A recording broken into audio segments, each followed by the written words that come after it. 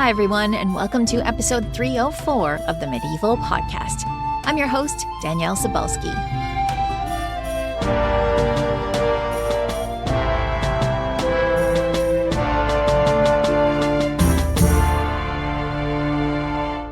When the power of an entire kingdom rests in the hands of just one man, it's both incredibly valuable and incredibly dangerous to be that man's bestie. Lavished with gifts, lands, and power, medieval royal favorites rarely made it to old age without incurring the animosity of rivals for the king's affection, often with deadly consequences. And the legacies of royal favorites tend to retain that taint of contemporary snark. So maybe it's time we take a second, less jaundiced look at royal favorites, starting with today's episode. This week, I spoke with Dr. James Ross about the life of Robert de Vere, the infamous BFF of King Richard II. James is a reader in late medieval history at the University of Winchester and the author of several books, including John DeVere, 13th Earl of Oxford, 1442 to 1513, the foremost man in the kingdom, and Henry VI, a good, simple, and innocent man. His new book is Robert de Vere, Earl of Oxford and Duke of Ireland, 1362 to 1392, The Rise and Fall of a Royal Favorite. Our conversation on what we know about Robert de Vere, his impact on Richard II and the English kingdom, and why it's always worth taking a second look at the facts is coming up right after this. Well, welcome, James, to talk about Robert de Vere. This is so exciting for me because this is a guy that seems pivotal to history, and yet we don't know all that much about him, or I didn't before I read your book. So thank you for coming on and telling us about Robert de Vere. Thank you very much for asking me. Okay, so before we can understand who this guy is, we need to know when and where we are, because he's attached to the court of Richard II. Which king is Richard II? So, Richard II is king from 1377 to 1399, the end of the 14th century. He's the grandson of Edward III, the great victor of the first part of the 100 Years' War. But Richard inherits as a young man. He's only 10 years old when he becomes king, and he inherits the throne at a time when England's actually not in a great place. The 100 Years' War is now not going nearly as well as it had done under the glory years of his grandfather. And his early years are a real struggle to try and reassert royal authority. It coincides also, his early years, with the peasants' revolts. So there's pressure from below. Economic conditions are not as good as they had been earlier. So it's a difficult period in which to start becoming king. And the troubles continue throughout his reign. He is, of course, eventually deposed and quietly murdered in 1400. So it's a tough reign and it's a tough time to be king. Yes, and it's never easy coming to the throne when you're 10 years old. I'm not speaking from experience, but I imagine it's not very easy to do that.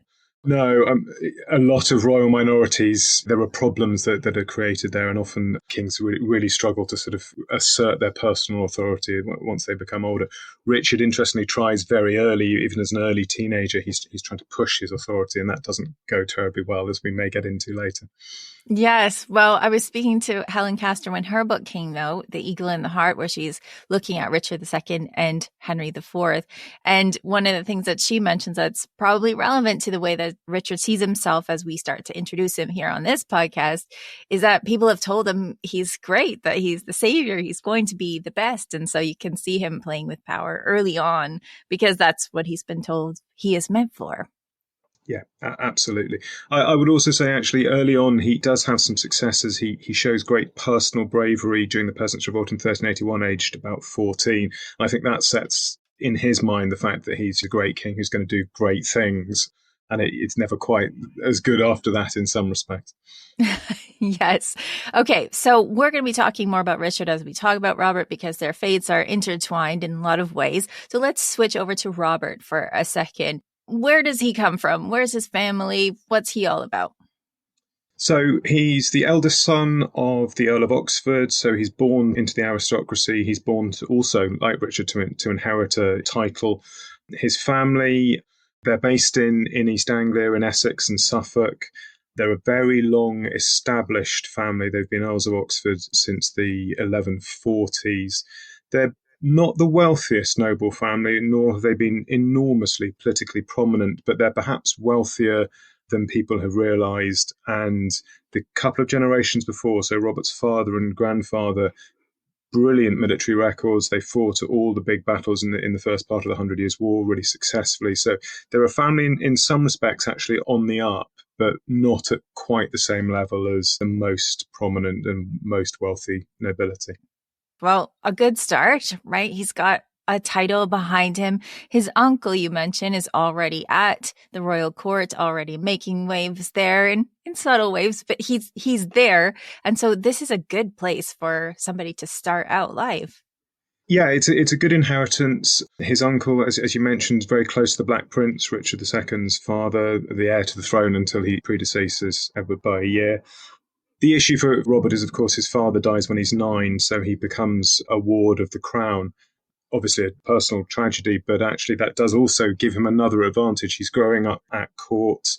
He quite early on, he's married to Edward III's granddaughter, Philippa de Courcy, so he's got a good marital link with the royal family. He probably knows Richard from quite early on, from sort of 1376, 1377 onwards, so that the two of them grow up in close proximity to each other. Robert's about 5 years older than Richard II, but there's another good advantage there in sort of good connections at court.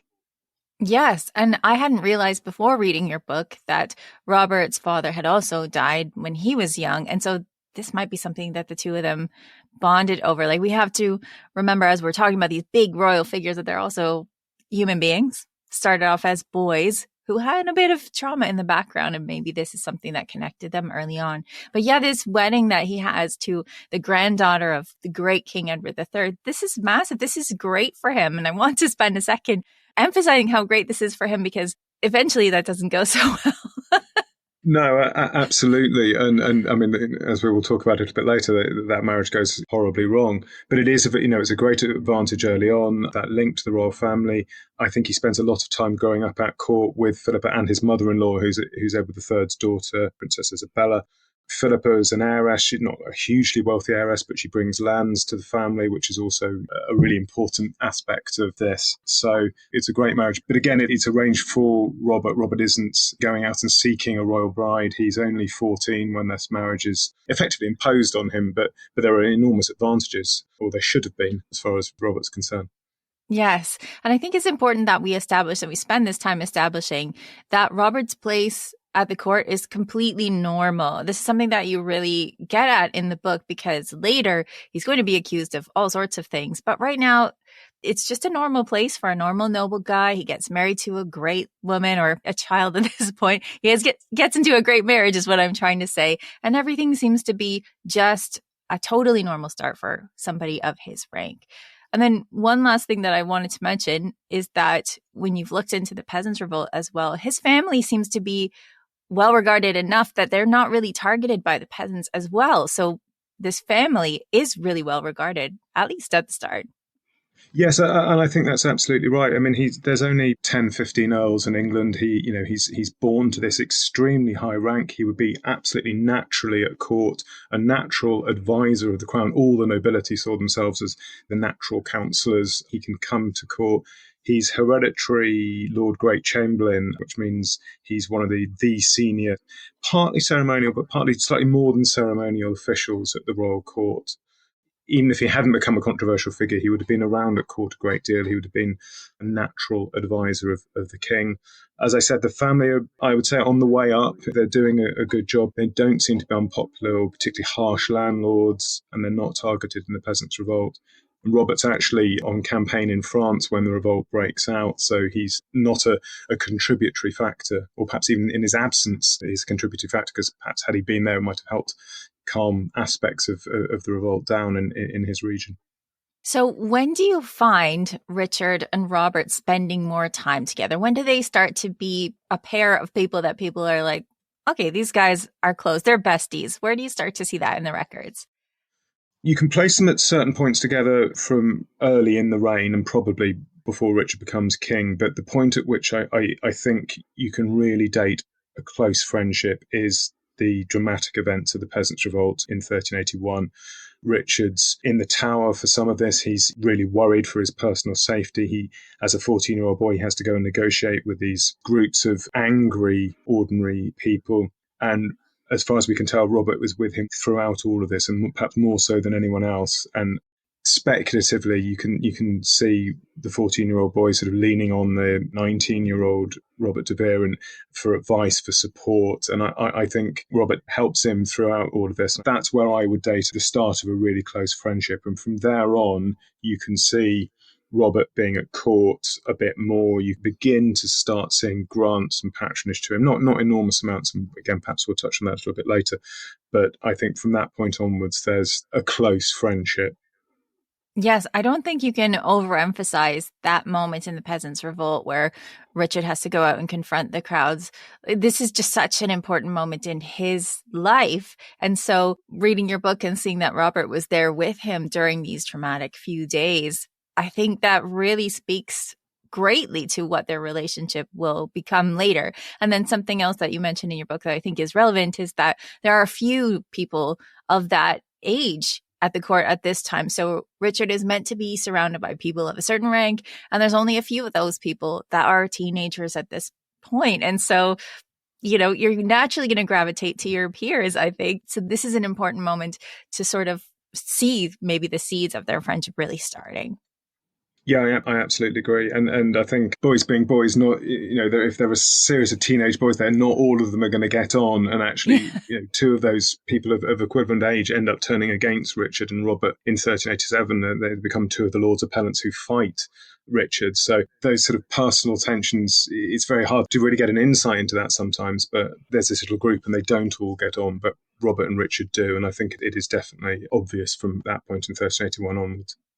Yes. So as you say, we're in 1381, and then their friendship starts to grow. Richard starts to get more power. Tell us a little bit about how this evolves. Richard, from that point in 1381 onwards, has in his head, I think, proved himself as a king. And actually, most of the political nation begin to accept he's almost old enough. He begins to exercise a little bit of power. He gets married. The year afterwards, another sort of big life cycle event.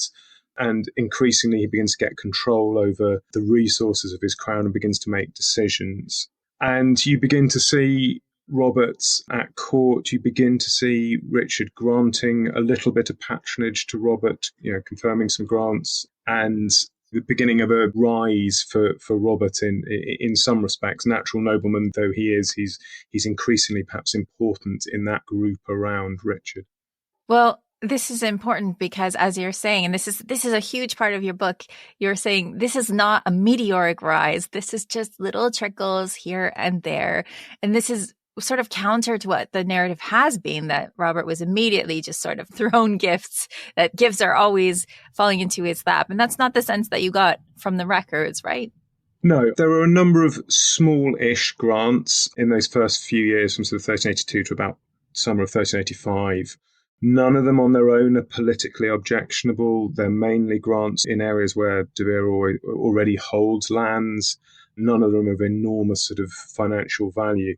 The crown is financially really strapped at this time, and I suspect they're not enormously popular simply because there's not a lot to go around, and perhaps Robert's getting a little bit more than others, though by no means vastly more. But it's also fair to say at this point, half of Robert's ancestral lands are in the hands of his mother, so he's a little bit more strapped for cash than he would otherwise normally have been. There's also a sense of an expectation that Philippa will have some support from the crown as the granddaughter of Edward III. It's almost natural that there will be a certain amount of patronage coming to Robert, but it's absolutely not meteoric. And you can also flip it around to say that although Robert's involved at court and is clearly in the king's presence a lot, there is very, very little evidence that he abuses his position there. I think there was something like 8 grants that you can see him signing or sealing as the king's chamberlain. That's 8 in 4 or 5 years. It's hardly sort of a vice-like grasp on patronage, which is how one or two historians have sort of put it. There aren't lots of grants to his servants or friends. He doesn't seem to be abusing his position around the king king in any obvious way, and certainly not as obviously as perhaps some of the other notorious royal favourites early in the century, Piers Gaveston or Hugh Despenser in Edward II's reign. There's no kind of equivalent for that. All right, so we mentioned that he is a chamberlain. Tell us a little bit about what his job actually is so that we can compare it to what people are accusing him of, starting at this moment and maybe a bit later. What's his job? So Chamberlain the role is really to control access to the king's chamber, to some extent to his private chambers. It's more than a doorkeeper, but it's that kind of aspect or that kind of type of role. There are two chamberlains. There's the King's Chamberlain. He's a household official. And then there's the Great Chamberlain, the role is more ceremonial. But when he's actually present at court, the Great Chamberlain outranks the King's Chamberlain. And I think, to some extent, when he is at court, the Great Chamberlain takes on aspects of that role. So this is important because a lot of the politics around royal favourites is about the favourites being accused of controlling access to the king, not letting people get to the king, or taking bribes to let people in, or because they can be always with the king, whispering in his ear and not allowing other people to influence him. So there's a lot of politics around controlling access. And again, I mentioned other royal favourites like Hugh Despenser. He's the King's Chamberlain. Controlling access is important to him. Robert de Vere is present at Richard's court. He's clearly got this role, but there's not really any obvious evidence of him really abusing it and manipulating it in the way I think that he's accused of doing or popularly thought of doing. Yes, well, it seems like a position where you're very exposed anyway. That if people are going to come, they're going to come for you because you are the person who ostensibly is in control of who the king sees. And it makes sense to me that you'd put somebody that you really like and get along with in that position. And so again, Robert de Vere's position, it is hereditary, as you're saying. So this is something that he's been born to do. He's in this position, and then all of a sudden his head is way above the parapet. So it seems like there's a tipping point where things go from this is just a normal relationship to where people start to get really upset by it. So what do you think is the tipping point? There are, I think, two tipping points. One we'll come on to a little bit later, and that's his personal life. And we touched on Philippa de Courcy a little bit earlier. That's one. The political one is the autumn of 1485, when Robert is given an extraordinary grant of the lordship of Ireland, control over effectively all the crown's rights and possessions in Ireland. And that is the point when Robert goes from, to some extent, an understandable career that's in keeping with his rank to something that's a little bit different.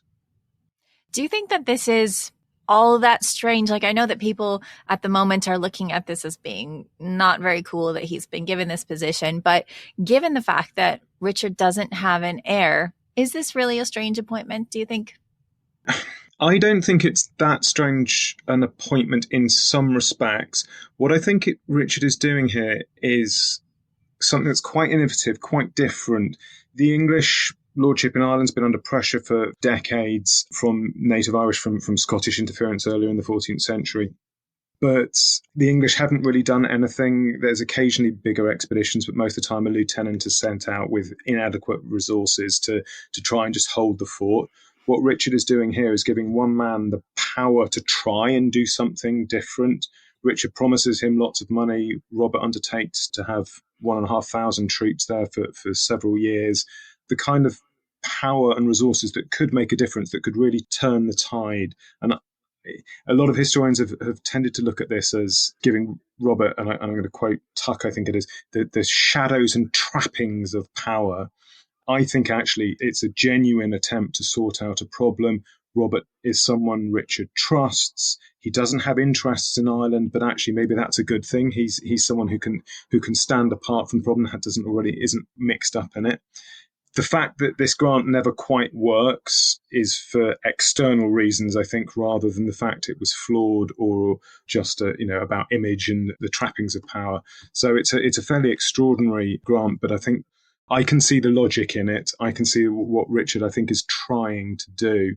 He's also, it should be pointed out, taking advice from Irish lords. There's a delegation in Westminster that autumn, and they're talking to the king about this. And I think it's not just Richard going, "Ooh, here's a bright idea." I think he's taking advice on this. And what they're saying is, send a lord to Ireland with lots of power to be able to do something and turn the tide. And I think that's what Richard does.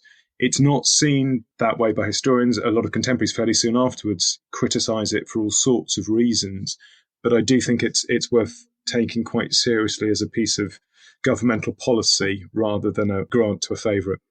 Yes, well, this is the whole reason that you're on this podcast, because of these detailed looks that you take into this, where other people have just kind of passed over it as being what the people have said, the chroniclers have said, is probably true, must be true. So I appreciate the way that you're looking at this. So let's just finish that out. How does it go in Ireland?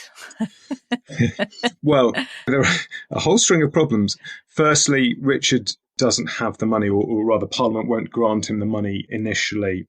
And that means Robert's absolutely hamstrung in terms of financing the troops he's meant to send over. There's trickles of money earlier on. Eventually, he's granted a large ransom, but that doesn't start paying off until nearly 2 years later from the time of the grant. So Robert really struggles to get the financial resources. There are troops sent over. There's about 800 troops sent over in the spring of 1386. Robert never goes to Ireland, and that's the other reason a lot of historians could have criticised the grant. But the reason I think he doesn't go to Ireland is that 1386, when there's evidence he is preparing to go, England is under the greatest threat of invasion for decades. There's a massive French fleet being arranged, and from the spring onwards, there's a whole series of orders about defending the country.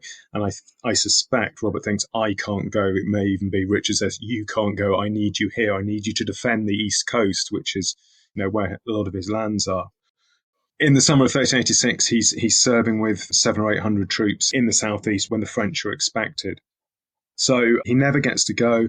But there's evidence of him making decisions about Irish administration and government. He does get involved. He delegates quite a lot to the people on the ground, but he has involvement. And I think in different circumstances, he would have gone and he would have given it a good shot as in trying to make this a reality. He doesn't actually get that opportunity, but that's really, I think, for external reasons.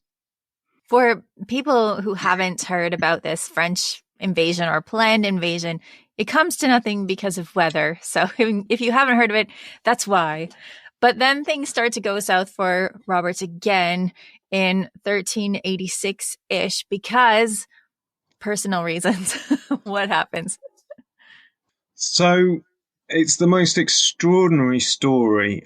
In the summer of 1386, he employs several of his servants to abduct one of the Queen's ladies of the chamber, called Agnes Lancrona. She's almost certainly of Bohemian or German origin, came over with Queen Anne of Bohemia. So his servants abduct her. After that, he initiates divorce proceedings in the court at Rome. Divorce in the Middle Ages is very hard to get. There are very few reasons that you can divorce anybody. But he's accused of fabricating evidence to ensure that the divorce is passed, which it is. And then he remarries Agnes formally at some point in 1387.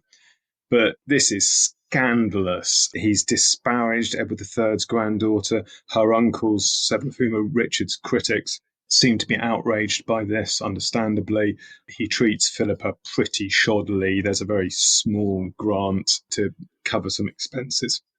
It's a scandalous event.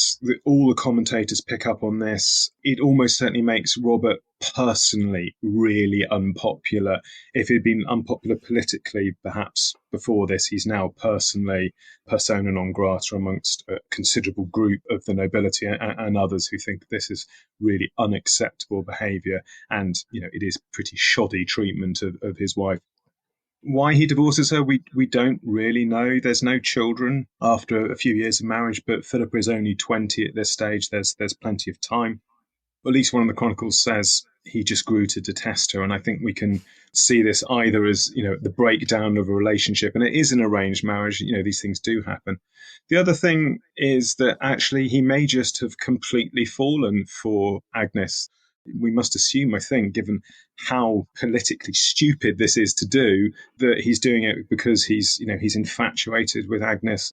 There's no other good explanation. So it's a very personal set of circumstances. But of course, it does play into the political and his unpopularity. It also allows all the chroniclers something else to write very critically about here. And I think I probably should have mentioned earlier, almost all the source material for Robert de Vere in the Chronicles, it's really hostile. It's all written after his fall. It's all vitriolic. A lot of it's sort of rewritten in even nastier ways a little bit later. So you have to sort through this material and try and sort the wheat from the chaff, if you like. Yes. Well, maybe it's worth mentioning that he's disliked by the English chroniclers. The French chroniclers think he's all right, except for the fact that he's just dumped the daughter of one of their war heroes, which is not a great move either. But you mentioned that what Robert does is he abducts Agnes. So do we have a sense that this is voluntary on her part or what? Because this is such a fraught word when we're talking about the Middle Ages. So what's your sense of this? It's really hard to know. There are enormous social advantages for Agnes in this. She's about to be married. She's going to become a duchess, become extremely wealthy, huge social elevation. The abduction might be because the Queen isn't terribly keen on this, doesn't want to lose one of her ladies, and Robert needs to do it that way. Equally, it could be a far more unpleasant, non-voluntary abduction, and it's really, really hard to know at this point. None of the chroniclers suggest that it's non-voluntary, but the fact that there are people who later have to seek a pardon for an abduction, and abduction is the word there, it's very hard to really know. But you're right, there is certainly that possibility that it's non-voluntary. Yes, because sometimes you have to stage an abduction. This is a moment when women don't have a lot of power, and she can't exactly say, I'd like to leave the court, So you could make an arrangement like that. But I wanted to ask you this question because it could have gone either way. We really want to know. We'll probably never know. No, I'm afraid we probably won't. Well, I wanted to take a moment and really think about this, not only because the divorce of the annulment with Philippa is such a big moment for him politically, personally, but also because one of the accusations that gets flung at Robert de Vere in the century since, although not really at the time, was that he's in a relationship with Richard himself. So let's talk about that for a second. Where's this coming from? What do you think is going on here? There's one chronicler who is the most hostile, Thomas Walsingham, who makes a specific allegation, well, it's not even that specific, of Richard and Robert sharing, and the phrase in translation is obscene familiarities. It's the only specific allegation. There are one or two other chroniclers who use a little bit of that kind of language, but not terribly specifically about Robert and Richard. Obviously, at that time, it's an allegation that could be very damaging. That the society's religious moral code, absolutely condemns homosexuality. It's an allegation that's quite easy to make and quite hard to disprove. But it's certainly a possibility. There's no reason there couldn't have been a sexual relationship between the two. My sense is that actually it's a close friendship rather than a physical relationship.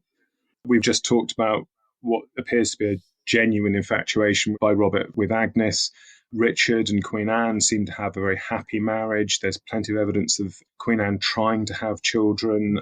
There's evidence of her seeking sort of medicines to help with this kind of things. Richard's totally distraught when she dies in 1394. So my sense of this is that Robert and Richard get on very well. There's a very close friendship, and it's probably not more than that. But it's a possibility. As I say, it's also interesting that very few commentators really throw that kind of allegation directly at the two of them. And even Thomas Walsingham, in the same sentence, he mentions obscene familiarities. He also says that Robert de Vere kept his hold over Richard by black magic. He's throwing mud and hoping some of it sticks, is my feeling with this. But as I say, it's not absolutely impossible by any means. Yes. Well, I'm wondering, I wanted to ask you this question. Do you think that this sort of shading of their relationship is the long shadow of Piers Gaveston from Edward II's reign? Like, do you think that without that relationship earlier in the 14th century between Piers Gaveston and Edward II, do you think that they would even have thrown this sort of allegation Robert's way? There's less contemporary allegations about Piers and Edward II than is perhaps we sometimes think. You have to be quite careful vocalising those kind of allegations sometimes, even in the reign of Edward III, who's, of course, Edward II's son. You be careful with what you're saying. It is, however, one of those allegations that does crop up not just in England but across Europe, actually. It's one of the hallmarks of a royal favourite is this sort of potential of a physical relationship with a ruler that allows you to influence and to some extent dominate in a way that you shouldn't. It can apply to female favourites as well, king's mistresses. Alice Perrers, in a decade before, is being accused of controlling Edward through that physical relationship that she has with him. There might well be an echo of Piers Gaveston and probably Hugh Despenser as well in that. But again, those comparisons are not specifically made at the time, and there's perhaps less of a sense of this being accurate with Robert de Vere than earlier. Yes, well, it's easy to make up stories when everyone is dead, right? You can just say whatever you want at that point. Yeah, I wanted to ask that question because these two are always paired together. Not always, but when people are talking about the kings of England, Richard and Edward are paired together. And one of the things that people will throw at them is these favorites. And often there is a question of their sexuality, although I think that you've really gotten into that well for us. So 1387, the divorce annulment happens. By 1388, everything has gone wrong. What happens? So this is where it's not, in part, it's not really about Robert. This is the breakdown of Richard's kingship or Richard's government. He comes under enormous criticism for the conduct of the war, for his conduct of government. Part of that is around this perception that Richard is being dominated by Robert de Vere, but also Michael de la Pole, the Chancellor, and various others. And in the Parliament of 1386, most of Richard's control of government is taken away from him. It's given to a commission to exercise government. And Richard finds this an outrage, leaves Westminster, travels around the country quite clearly seeking support, looking for backing to sort of reverse these decisions that have gone against him. And he also undertakes a number of provocative actions. He consults a set of judges who say that all of these things are illegal and anyone who commits this is potentially a traitor, which is, of course, fighting talk. And by November 1387, several key figures, including the future Henry Bolingbroke, the future Henry IV, but also the king's uncle, Thomas of Woodstock, Duke of Gloucester, they're up in arms against Richard. Robert de Vere is the key figure for Richard. None of the other people around Richard, like Michael de la Pole, attempt military action, but Robert does. Robert's been made Justice of Chester, which is the Crown's sort of leading area to sort of recruit troops. Robert heads off to Chester, raises an army, and comes south, intending to meet up with the king and the king's sort of household troops. But Richard's opponents, known as the Lord Appellant, they know he's coming and they effectively trap him in Oxfordshire and manoeuvre him into an extremely difficult military position. And what we know as the Battle of Radcot Bridge, it's probably a series of skirmishes. Robert's trying to take his Cheshire troops through these and trying to sort of not get drawn into a battle. He probably, as far as the reconstructions of that day show, he probably sort of scrapes his way through maybe even two skirmishes and then gets caught by a third. The Appellants have destroyed the bridge over the River Thames that he's attempting to use, and then his army disintegrates. Robert apparently strips off his armour and swims the Thames on a December evening, which frankly sounds extremely chilly, but gets away, presumably shivering, and manages to escape, heads briefly to meet the king at Windsor and has a final chat with him. And Richard hasn't left Windsor, or possibly London, we're not quite sure.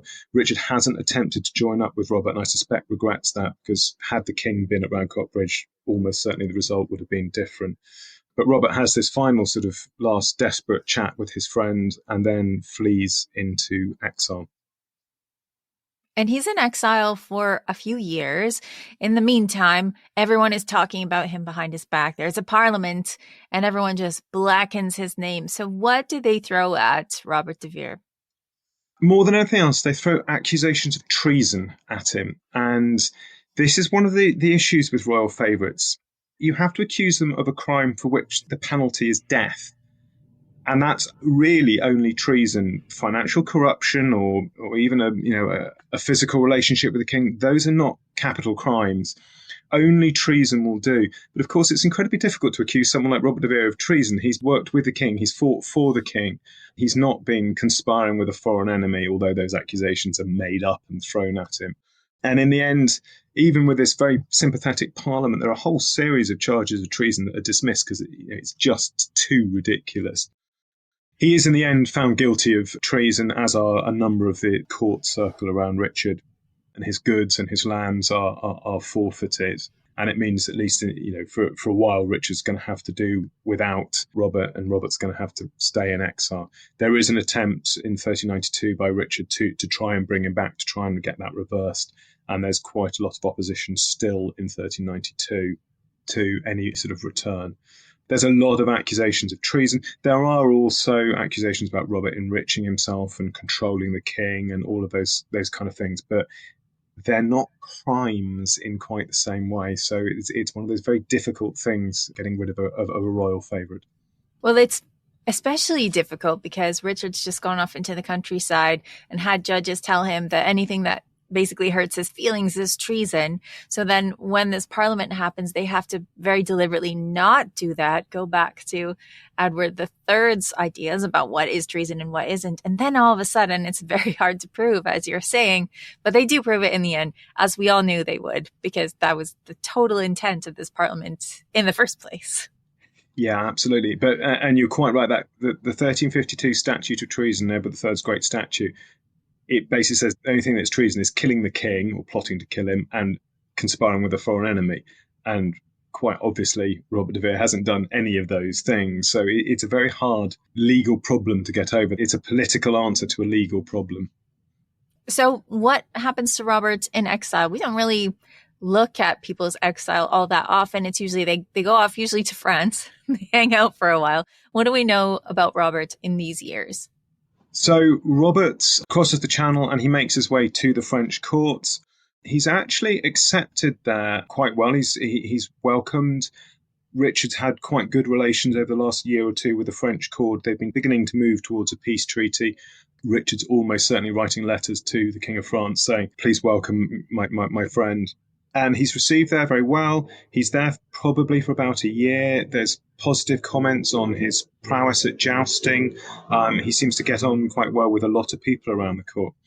His problem is that one of the great lords around the French court is his erstwhile father-in-law, the Lord de Coucy, whose daughter Robert has divorced and disparaged. And the main source for this, which is the great chronicler of Froissart, says that in the end, Lord de Coucy sort of made it Paris so unwelcoming for Robert that he feels he needs to leave.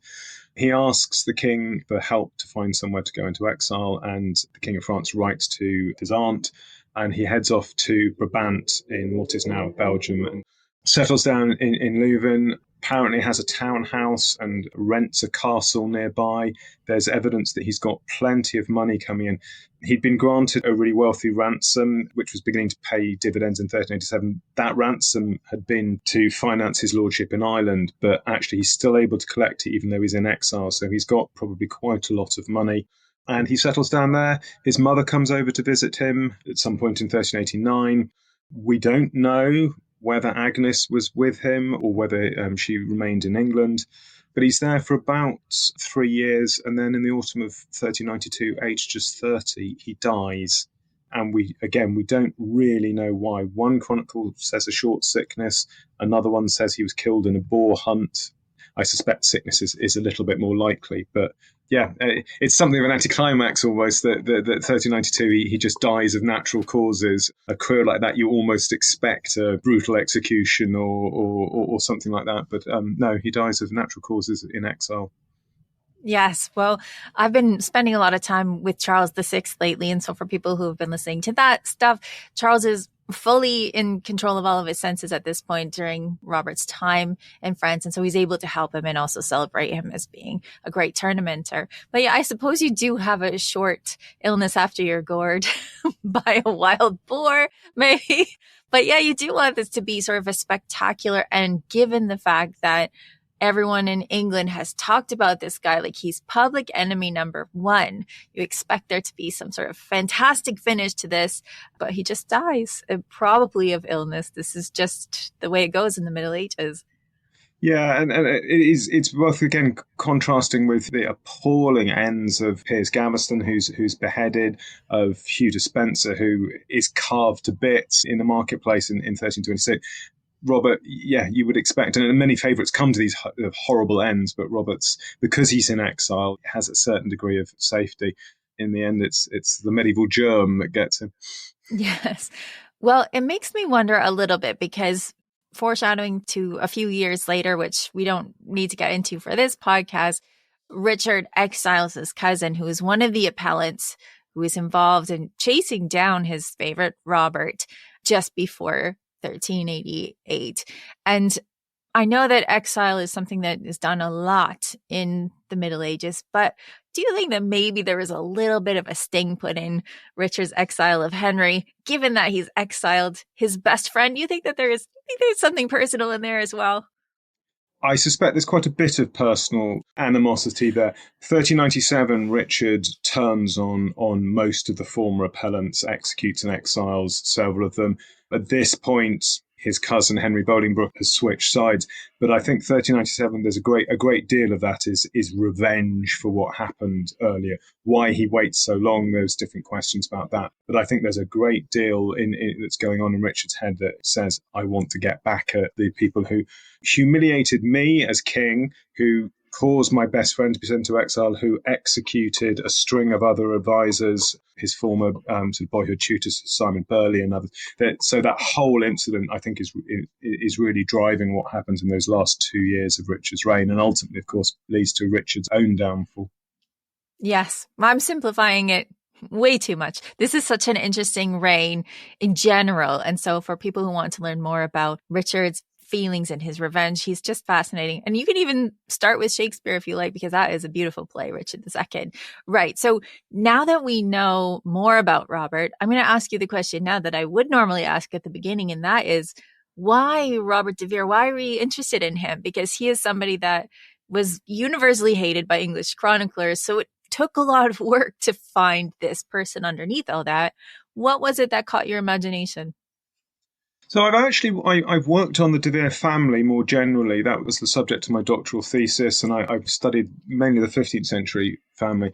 Robert de Vere, I did some early work on and thought he's a really interesting figure. In the end, he didn't become part of my thesis, and I came back to him. And he's fascinating on a lot of levels. I like taking on hostile source material and seeing how you can take a different sort of slant to it. I liked trying to use other evidence to create a more rounded picture. And what I tried to do, as I say, coming from the position of studying the family, is put Robert back as a great member of the late medieval nobility, which I think is often forgotten with him. He's always seen as sort of this upstart. And he does get social promotion. He's made a marquess and then a duke. But he's naturally a great nobleman and courtier in the way that almost none of those other favourites are. As we mentioned, he gets lumped in with Gaveston and Despenser. He's an earl. He's someone of a far higher social status than any of the other favourites. So I thought a reevaluation is perhaps what really struck me with this.